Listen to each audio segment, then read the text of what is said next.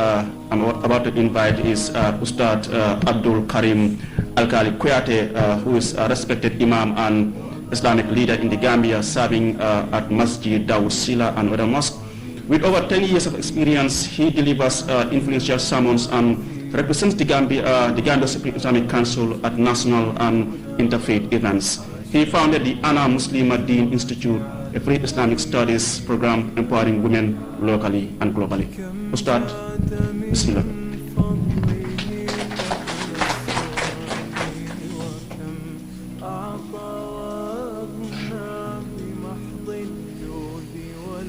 أعوذ بالله من الشيطان الرجيم. بسم الله الرحمن الرحيم. الحمد لله رب العالمين، والصلاة والسلام الأتمان الأكملان على من بعث رحمة للعالمين. بعث الله شاهدا وبشيرا ونذيرا وداعيا إلى الله بإذنه وسراجا منيرا. وسبحانك لا علم لنا إلا ما علمتنا إنك أنت العليم الحكيم. اللهم اجعلنا منهم ومن الذين آمنوا وعملوا الصالحات وتواصوا بالحق وتواصوا بالصبر. فالسلام عليكم ورحمة الله وبركاته. Inshallah, I will be code switching both English and our native languages so that those that are sitting at home, they will understand. Like the first speaker said, like the first speaker mentioned, some of the ministers, or most of them should have been around so that what we are saying here or discussing here, they will also benefit from it equally, because they are the drivers of the system. That same way we should speak languages that our mothers and fathers at home, they will be able to understand the discussion that is going on here. The theme of this discussion is self-reliance and national development. For my own part is on Islamic perspective. Islam is not merely a religion of rituals, but it's a complete way of life. Allah subhanahu wa ta'ala, when the deen was completed, what he said is, Al-yawma akmaltu lakum dinakum wa atmamtu alaykum ni'mati wa radilakum al-islami dina. Today I have completed your religion for you, and I have completed my favors upon you, and I have chosen for you Islam as a way of life.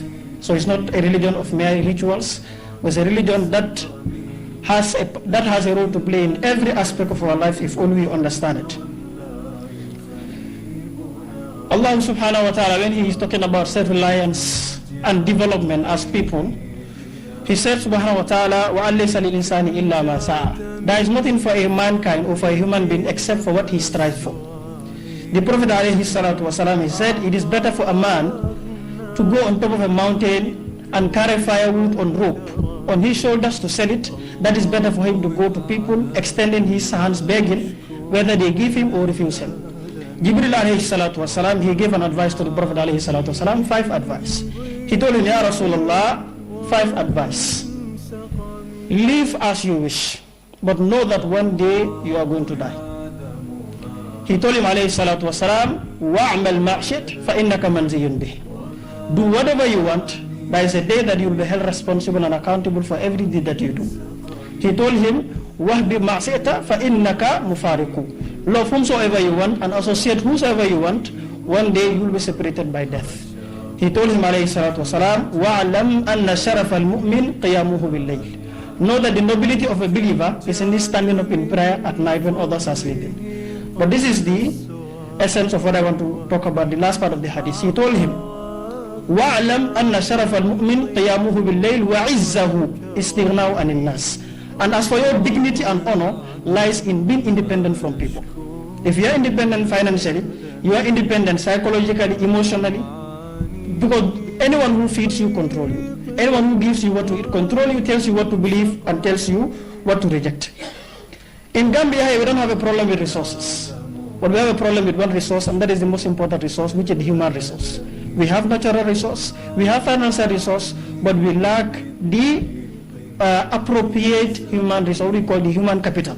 Like we lack the right people for the right things.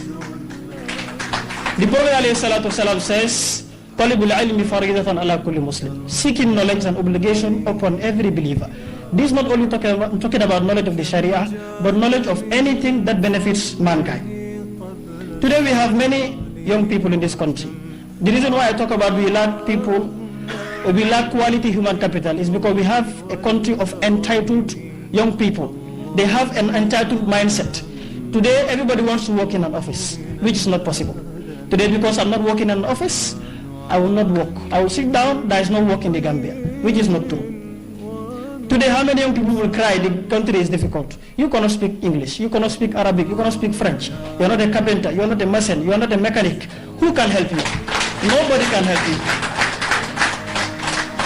Even those that are working in offices, most of our salary earners, their salaries cannot sustain them. Before the month reaches 15 days, salary is finished. Or most of the people that are salary earners, their families are maintained by shopkeepers. You go to the shop, they will masakumalo, every month I pay. And also the mindset of our parents. Most parents, we force our kids to academia when we know that they are not good in academic setting. Many people are in UTG. I work at the UTG as a graduate assistant under Dr. Bay. I've been there as a student. I did my MBA, even though that I'm an Arabic student. But you talk to many young people today, just those that are in universities. They are in university, but they are not good for university. They are not meant for the university. They are good elsewhere, but they believe that if I don't go to UTG, I cannot make it in life.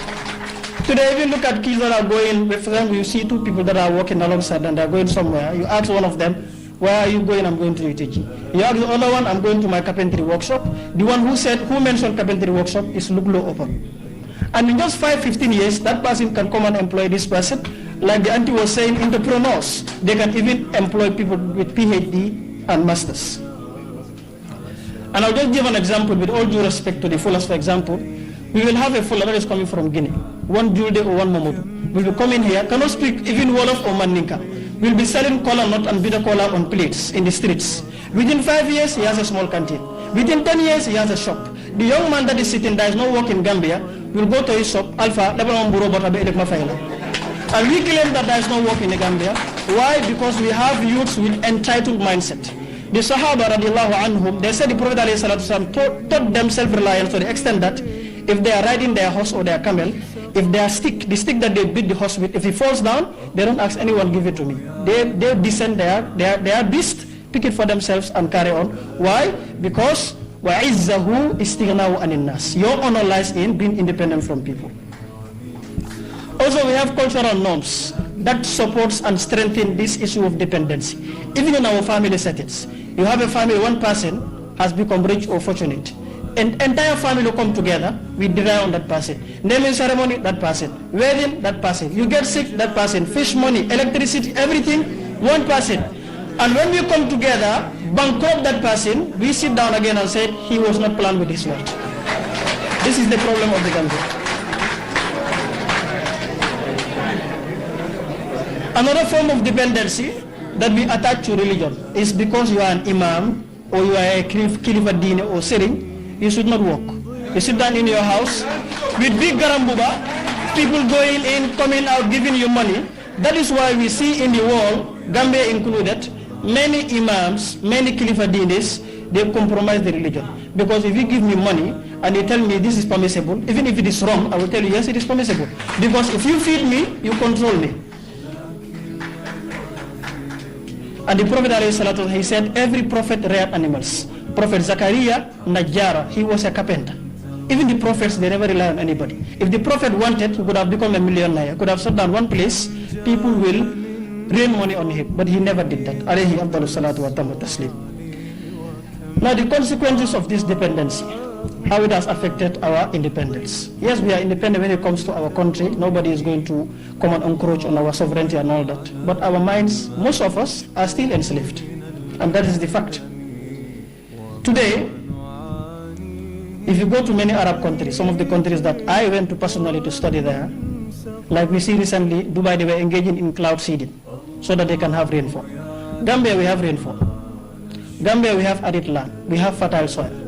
But why are we not farming? There is no country in the whole world, even the wealthiest of countries or so-called developed countries, where the government provided jobs for every citizen in that country. There is no country in this world like that. The example I was giving, you go to these Arab countries, rainfall, they hardly have rainfall and other things. But they worked hard.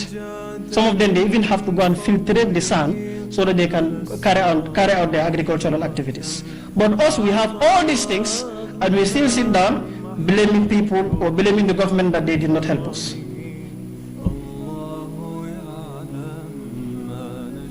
The example I was giving, that there is no country that can provide, or there is no government in the world that provides jobs for all the citizens. And Gambians, we sit down, we expect that our government to give us all the jobs that we need in this country. But the truth is, jobs are not lacking in this country.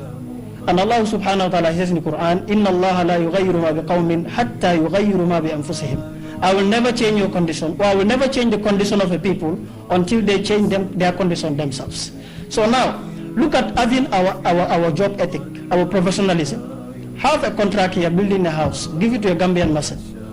A project of 3 months will take you 2 years. If they get to the construction site, 9 o'clock, they will brew attire and have breakfast for 2 hours. Before they start the job, 12 or 1. Around 3, 4, they are off for the day. Give that same job to a foreigner and see. That is working in the Gambia. A job of 2 months, they will finish in 2 weeks. Because they know why they came here. But our own Gambians, they will do. This same attitude even extends in our professional setting. You go to the hospital, nurse banging they will. They will have breakfast for 2 hours.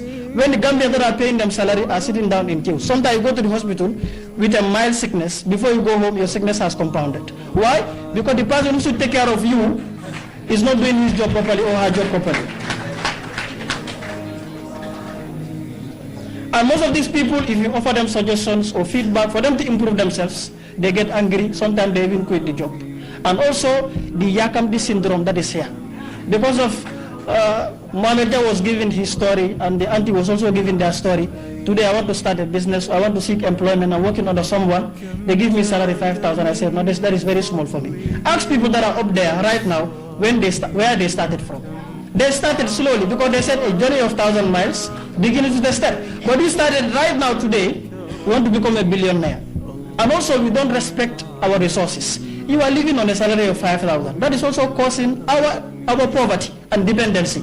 You are living on a salary of 5,000. You want to live your life like Mohammed. You want to have iPhone 16 Pro Max. You want to drive the latest car. You want to be online every day. Before 10 days of the month, your salary is finished. And then you go to the social media, insulting people in the name of freedom of speech. Yes, freedom of speech, but there is no freedom after speech as far as Islam is concerned.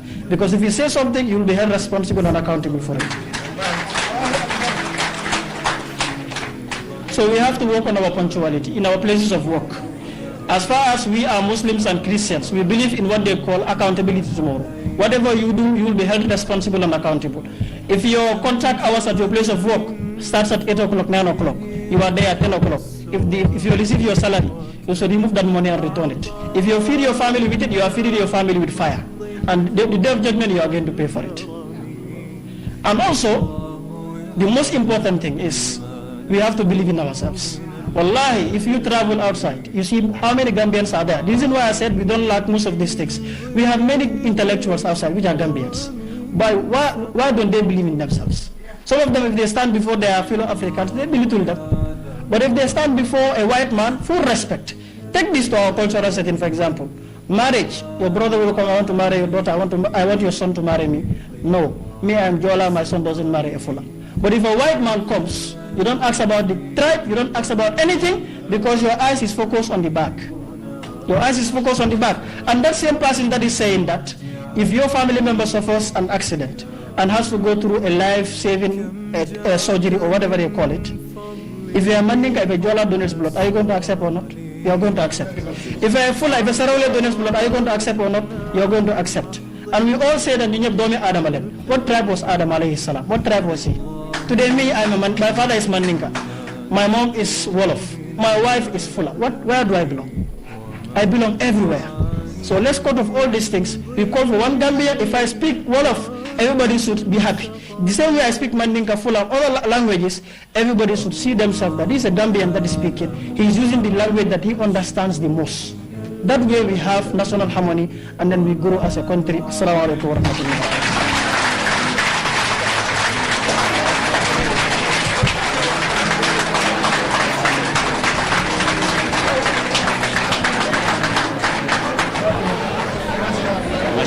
Mashallah.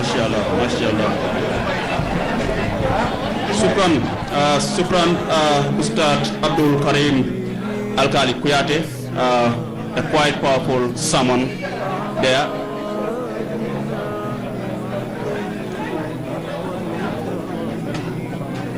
I wish we can cut this video and just post it in all public institutions, at least, we all should be listening to this every morning. It's quite important, and like he mentioned, seeking knowledge is fundamental, is very important, because we understand even the Prophet, the first word of revelation he received was Iqra.